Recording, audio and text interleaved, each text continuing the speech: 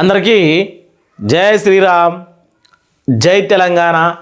అందరికీ 15 ఆగస్టు శుభాకాంక్షలు. గదేనుల్లా 15 ఆగస్టు అంటే స్వతంత్ర దినోత్సవ శుభాకాంక్షలు.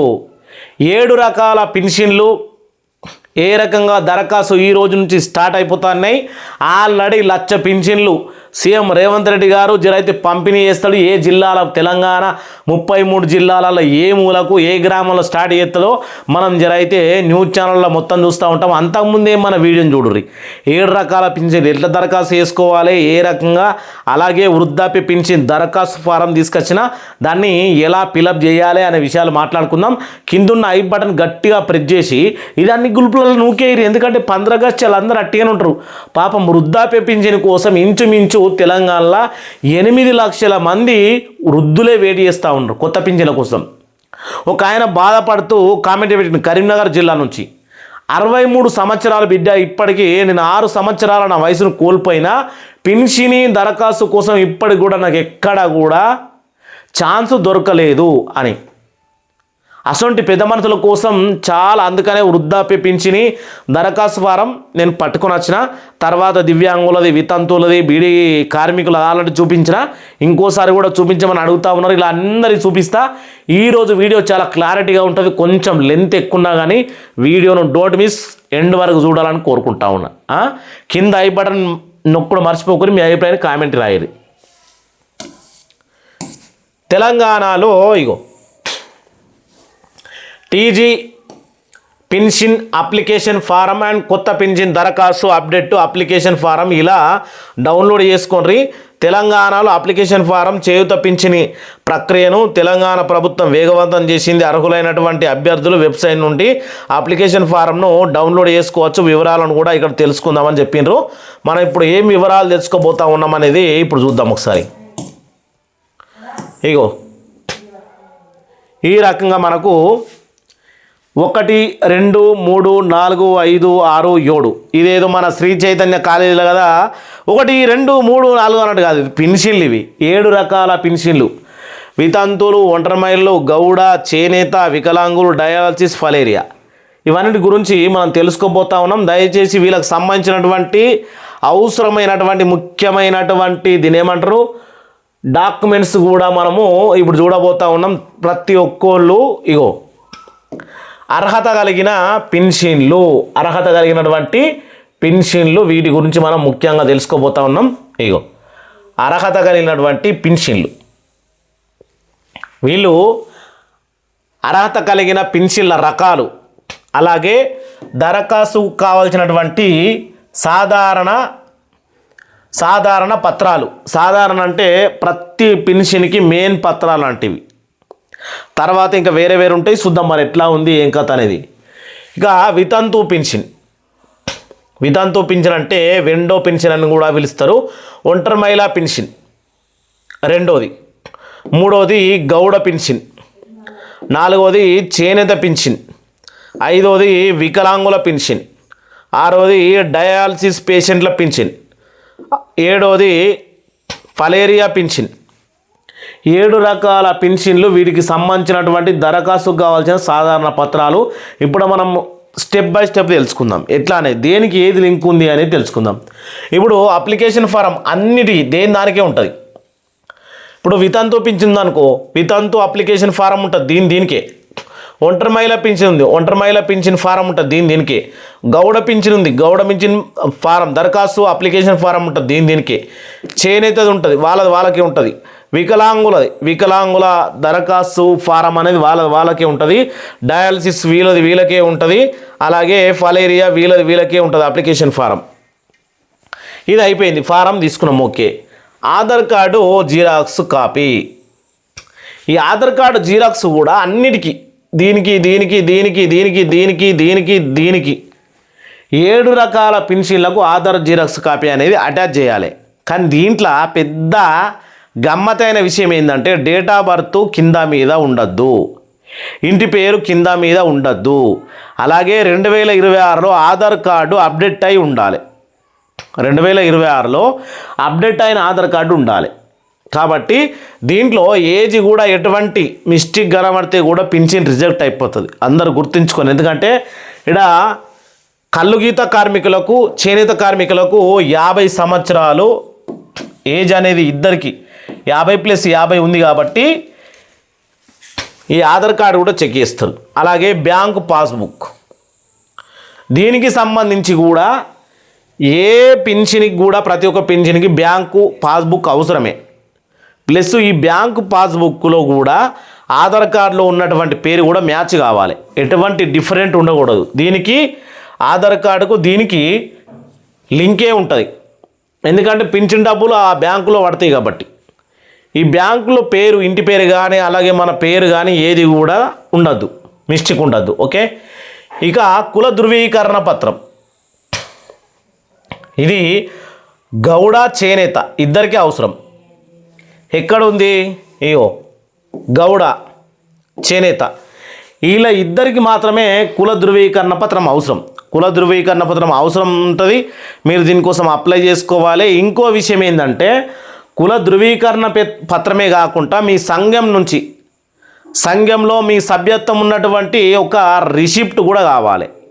ఎవరెవరికి? ఈ గౌడ అలాగే చేనేత ఈ ఇద్దరికి ఆ యొక్క మీ సంఘం నుంచి సభ్యత్వం ఉన్నటువంటి రిసిప్ట్ కూడా పింఛని అప్లికేషన్ ఫారంకు జతపరచాలి. అర్థమైంది కదా? ఇక వైద్య ధృవీకరణ పత్రం, ఇది 3 పింఛన్లకు అవసరం ఉంటుంది. వికలాంగులు, డయాలసిస్, ఫలేరియా వీళ్ళకు ముగ్గురికి అవసరం. ఇగో ఇక్కడ వికలాంగులు, డయాలసిస్, ఫలేరియా ఈ కింద ఉన్నటువంటి 3 భాగాల వారికి వైద్య ధృవీకరణ పత్రం అవసరం. వికలాంగులకేమో సదరం సర్టిఫికేటు, 40% కంటే ఎక్కువ అంగవైకల్యం ఉన్నటువంటి సర్టిఫికేట్ అవసరం. ఇక డయాలసిస్, ఫలేరియా వాళ్ళకేమో వాళ్ళు ఏ దవాఖాన్ల అంటే ఏ ఆసుపత్రిలో వాళ్ళు ట్రీట్మెంట్ తీసుకుంటా ఉన్నారో వాళ్ళు ఏంది అని అంటే మా హాస్పిటల్లో వీళ్ళు తీసుకుంటా ఉన్నారు, వీళ్ళు డయాలసిస్ ఫలేరియా అని చెప్పేసి వాళ్ళు ఒక సర్టిఫికేట్ ఇస్తారు. ఆ సర్టిఫికేటు ఈ దరఖాస్తు ఫారంకు జత చేయాలి, అప్పుడు వీళ్ళకి పింఛన్ అనేది ఇవ్వడం జరుగుతుంది. ఇంకా మరణ ధృవీకరణ పత్రం, ఇది ఓన్లీ వితంతు పింఛన్కి మాత్రమే అవసరం. వితంతు పింఛని మొదటి భాగంలో ఉంది. ఈ వితంతు పింఛన్కి వాళ్ళ భర్త చనిపోయినట్టు మరణ ధృవీకరణ పత్రం తీసుకొని అప్లికేషన్ ఫారంకు జతపరచాలి. మెయిన్ ఇంపార్టెంట్ వితంతు పింఛన్కి మరణ ధృవీకరణ పత్రం వాళ్ళ భర్తది. ఇక ration card, ration card all total అన్ని పింఛన్లకు అవసరం పడుతుంది కాబట్టి రేషన్ కార్డు అనేది చాలా ముఖ్యంగా కీలక పాత్ర పోషిస్తుంది. దీంట్లో ఎటువంటి అసెత్తు లేదు. తెల్ల రేషన్ కార్డు ఉన్నవారికి మాత్రమే ఈ యొక్క పింఛన్లు అనేవి రావడం జరుగుతుంది, అది గుర్తుంచుకోవాలి. ఇంకోటి పాస్పోర్ట్ సైజు 2 ఫోటోలు, ఎప్పటియో కాదు ఇప్పుడు లేటెస్ట్గా దిగినటువంటి ఫోటోలే ఇవ్వాలి. దాంట్లో కలర్ మార్ఫింగ్ కానీ ఎడిటింగ్ కానీ ఏది ఉండకూడదు. యాజ్ తీసి ఎలా ఉందో అంటే మామూలు ఎడిటింగ్ అయితే ఎట్లకున్నా చేస్తారు స్టూడియోలలో, కానీ ఆ వృద్ధులు కాకుండా వృద్ధుల లెక్క ఏదో వెంట్రుకలు తెల్లగా చేసుడు అటువంటి ఏం చేయకూడదు. అది చాలా చాలా క్రిటికల్. నేను చూపించబోతా ఉన్నా. దరఖాస్తు ఫారం కింద ఎంతటి కఠినమైన చట్టాన్ని తీసుకొచ్చారు అంటే దొంగ పింఛన్ల కోసం ఎటువంటి ఇక్కడ ఛాన్స్ కూడా లేదు.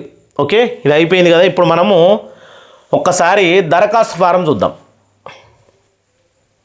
ఇగో ఇది దరఖాస్తు ఫారం. ఏ దరఖాస్తు ఫారం అని అంటే వృద్ధాప్య దరఖాస్తు ఫారం, వృద్ధాప్య పింఛన్ కోసం. ఆసరా పింఛన్ పథకం, కొత్త వృద్ధాప్య పింఛన్ మంజూరు కోసం దరఖాస్తు చేసుకోవాలి. ఇక్కడ ఫోటో అనేది ఇవ్వడం ఉంటుంది. ఇక్కడ వాళ్ళ జిల్లా పేరు దీంట్లో రాయాలి. తర్వాత మున్సిపాలిటీ, మండల్ అంటే పల్లెటూళ్ళు ఉండేటోళ్ళేమో మీ మండల పేరు రాయరు దీంట్లో. లేదు మీరు ఇప్పుడు నిజామాబాద్లో కానీ లేకపోతే కరీంనగర్లో కానీ మహబూబ్ నగర్లో కానీ కామారెడ్డిలో కానీ ఇంకా మన కోరుట్లలో కానీ జగిత్యాలలో ఉంటుంటే మీ మున్సిపాలిటీ రాయరు అక్కడ. ఓకే, తర్వాత గ్రామ పంచాయతీ, వార్డు, వీధి నెంబర్. దీంట్లో మనం ఏ గ్రామ పంచాయతీ అంటే ఏ ఊరు, ఏ వార్డు నెంబర్లో ఉన్నాం. ఇది పల్లెటూరులో అయితేనేమో మన గ్రామ పంచాయతీ ఊరు, అలాగే మన వార్డు. ఇక ఇదే వీళ్ళ ఎవరైతే మనకు సంబంధించి మున్సిపాలిటీ ఏరియాలు ఉంటారో వాళ్ళు వీధి నెంబర్ కూడా వేయాలి దీంట్లో. ఇక్కడ వీధి ఇచ్చారు చూడు, వీధి. ఇక ఒకటి దరఖాస్తుదారుడి పూర్తి పేరు. దీంట్లో ఆధార్ కార్డులో ఉన్నదాని ప్రకారం ఇక్కడ ఇచ్చిరిగో ఆధార్ కార్డులో ఎట్లయితే పేరు ఉంటుందో ఈడ అట్లని రాయాలి. అలాగే రెండవది ఆధార్ కార్డ్ నంబర్. దీంట్లో మొత్తం ఆధార్ కార్డ్ నంబరు కరెక్ట్గా మీరు క్లారిటీగా చూసుకొని రాయండి. తండ్రి భర్త దీంట్లో రెండు ఇప్పుడు ఒక వృద్ధాప్య పింఛన్ తీసుకుంటున్నది. అలా భర్త ఉన్నాడు అనుకో, ఇక్కడ భర్త పేరు రాయాల్సి ఉంటుంది. లేదు భర్త లేడు అనుకో, కొడుకు పేరు నామినీగా రాయాల్సి ఉంటుంది. ఒకవేళ ఆమె వృద్ధాప్య పింఛన్ తీసుకుంటే మన అయితే ఈ కొడుకుకు ఈ పింఛన్లో సగం రావడానికి ఛాన్స్ అనేది ఉంటుంది. కాబట్టి ఇక్కడ రాయాలి. ఇక చిరునామా మొత్తం మన ఇంటి అడ్రస్, విలేజ్, ఇంటి నెంబరు, అలాగే మన మండలు ఇలా రాయాలి. తర్వాత పుట్టిన తేదీ, ఇగో ఈయనే వస్తుంది కథ. పుట్టిన తేదీ, ఈడ వయసు ఎంత ఉండాలి? 57 సంవత్సరాల కంటే ఎక్కువ ఉండాలి. 57 ఉండాలి. 57 నుంచి 58, 59 ఉంటే ఏం కాదు. 56 ఉంటే పింఛన్ క్యాన్సల్. 56 ఉంటే పింఛన్ క్యాన్సల్. ఇక్కడ పుట్టిన తేదీ దేన్ని బట్టి ధృవీకరిస్తారు? మొన్న ఒక వీడియోలో చెప్పిన వీడియో మన ఛానల్ ఉంటే చూడుర్రి.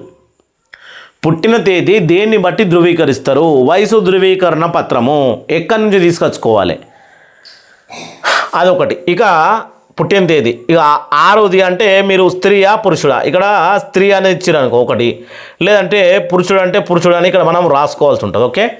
7వది సామాజిక వర్గం, అంటే నువ్వు ఏ కులానికి చెందినవాడు అంటే 3 ఇచ్చిడా, ఎస్సీ, ఎస్టీ, బీసీ, మైనారిటీ, ఇతరులు. ఏది ఉంటే దానికి టిక్ పెట్టాలి. ఎస్సీ అయితే ఎస్సీకి టిక్ పెట్టాలా, బీసీ అయితే బీసీ, మైనారిటీ అయితే మైనారిటీ, ఇతరులు అంటే ఇతరులకు టిక్ పెట్టాలా. ఇక బ్యాంక్ ఖాతా నంబర్ మొత్తం దీంట్లో ఫుల్ డీటెయిల్స్ మంచిగా రాసుకోవాలి క్లారిటీగా. రన్నింగ్లో ఉన్న బ్యాంకు, ఇక్కడ బ్యాంకు ఐఎఫ్సి కోడ్ మారుతూ ఉంటుంది, ఒకసారి చెక్ చేసుకొని మరీ రాసుకోండి. అర్థమవుతుంది కదా. ఇంకా బ్యాంకు బ్రాంచు ఎక్కడుంది? ఇప్పుడు మనము ఎస్బీఐ ఇస్తున్నాం అనుకో, ఎస్బీఐ ఎక్కడుంది? నిజామాబాద్లో ఉందా, కరీంనగర్లో ఉందా, లేకపోతే సిరిసిల్లో ఉందా, కామారెడ్డిలో ఉందా, ఎక్కడుంది అని ఇక్కడ బ్రాంచ్ రాయాలి. తర్వాత యాక్టివ్లో ఉన్న మొబైల్ నంబరు, ఆధార్ కార్డుకు లింక్ ఉండాలి, ప్లస్ బ్యాంకు ఖాతాకు ఉండాలి, అన్నిటికి ఉన్నటువంటి మొబైల్ నంబరు ఇక్కడ మనము రాయాల్సి ఉంటుంది. ఇలా మన వృద్ధాప్య పింఛన్ కోసం దరఖాస్తు ఫారాన్ని ఫిలప్ చేయాలి. దీనికోసం మనకు ముఖ్యమైనది ఏంటంటే ఏజ్ ధృవీకరణ. ఈ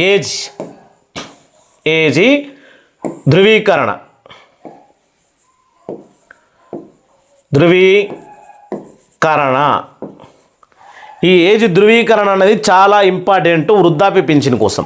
ఖచ్చితంగా ఏజ్ ధృవీకరణ జరిగితేనే నీకు పింఛన్కి ఎలిజిబిలిటీ. తర్వాత ఇదంతా లింపిన తర్వాత ఇక్కడ సంతకం అయితే సంతకం, లేదంటే వేలి ముద్ర చదువుకోకపోతే. ఓకే. ఇది క్లారిటీగా చూసిరు కదా, అర్థమైంది కదా. అర్థం కాకపోతే మళ్ళీ ఒకసారి వీడియోను ఫస్ట్ నుంచి మళ్ళీ చూడరు, అర్థమవుతుంది. ఇక వీడియో కింద ఐ బటన్ ఉంటుంది, ఐ బటన్ కొట్టుర్రి. మీకేమైనా డౌట్లు ఉంటే కింద కామెంట్ చేయండి. పింఛని కోసం అంటే అర్హులు కాకుండా ఆధార్ కార్డులో ఏజ్ ఎక్కిప్పించుకొని హుషారుతనం కథలు పడేటోళ్ళు, దొంగ పింఛన్లు పొందాలనుకునేటోళ్ళ కోసం నేను ఇప్పుడు కింద కనబడతా ఉంది కదా లైన్లా, ఇది మీకు పెద్దగా చేసి చూపించబోతుంది. ఇప్పుడు ఇది ఎంత ఇంపార్టెంట్ అంటే మన జీవితం ఖతమైపోతుంది. పింఛన్ కోసం కక్కుర్తి పడితే జైల్లో ఊసలు లెక్క పెట్టాలి. అట్లాంటి సెక్షన్లు తీసుకొచ్చారు. ఇది క్లియర్గా చూసిరు కదా. ఓకే, చూడండి ఒకసారి. అయ్యా ఆధార్ కార్డు, ఒక్క నిమిషం. ఆధార్ కార్డు జిరాక్సు జతపరచాలా తప్పనిసరిగా ఇక్కడ ఇచ్చారు కదా. స్వీయ ప్రకటన, ఇది చాలా ముఖ్యం. స్వీయ ప్రకటన అంటే వాళ్ళు తెలుపుతూ ఉన్నారు, పైన తెలిపిన వివరాలు అన్ని నిజమేనని, ఎటువంటి సమాచారం దాచిపెట్టలేదని మరియు తప్పుడు సమాచారం ఇవ్వలేదని ధృవీకరిస్తున్నాను. మరియు పై దరఖాస్తులో ఏదైనా తప్పుడు సమాచారం గుర్తించినచో భవిష్యత్తులో వచ్చే ప్రభుత్వం సహాయం ఆపుటకు మరియు చట్ట ప్రకారం చర్యలు తీసుకొనుటకు అంగీకరిస్తున్నాను. అంటే ప్రభుత్వం ఎట్లాంటి చర్యలు తీసుకుంటుంది అనేది కూడా, ఇది ఒక పింఛని దొంగగా మోసం చేసి లంచంతో తీసుకుంటున్నామంటే నీకు సహాయం చేసిన వాళ్ళందరికీ కూడా ఎటువంటి శిక్ష వేయడానికైనా ప్రభుత్వం ఇష్టం అప్పుడు. కాబట్టి ఇది ఎంతలా ఉన్నది అనేది మీరు దీన్ని ఒకసారి ఆలోచన చేసుకొని మీ భవిష్యత్తును ఖరాబ్ చేసుకోకుండా అర్హులు మాత్రం పెన్షన్ పొందగలుగుతారు, అనర్హులు కాదు అని గవర్నమెంట్ పక్కాగా చెప్తుంది. ఇక్కడ మళ్ళీ నీ సంతకం ఉంటుంది, నీ వేలిముద్ర ఉంటుంది కాబట్టి ఏడి కోవు, మీ ఆధార్ కార్డు ఉంటుంది, అన్నీ ఉంటాయి కాబట్టి తప్పించుకునే ప్రసక్తి లేదు. కాబట్టి మీ అభిప్రాయాన్ని కామెంట్ చేయండి. నెక్స్ట్ ఇంకో దరఖాస్తు ఫారం తోటి కూడా మన వీడియో చేయడం జరుగుతుంది మన ఛానల్లో. ఛానల్కు ఐ బటన్ చాలా ముఖ్యం. ఐ ప్రెస్ చేసి ఛానల్ సబ్స్క్రైబ్ చేసుకొని అన్ని గ్రూపుల్లో షేర్ చేయాలా. మరోమారు స్వతంత్ర దినోత్సవ శుభాకాంక్షలు. జై శ్రీరామ్, జై తెలంగాణ.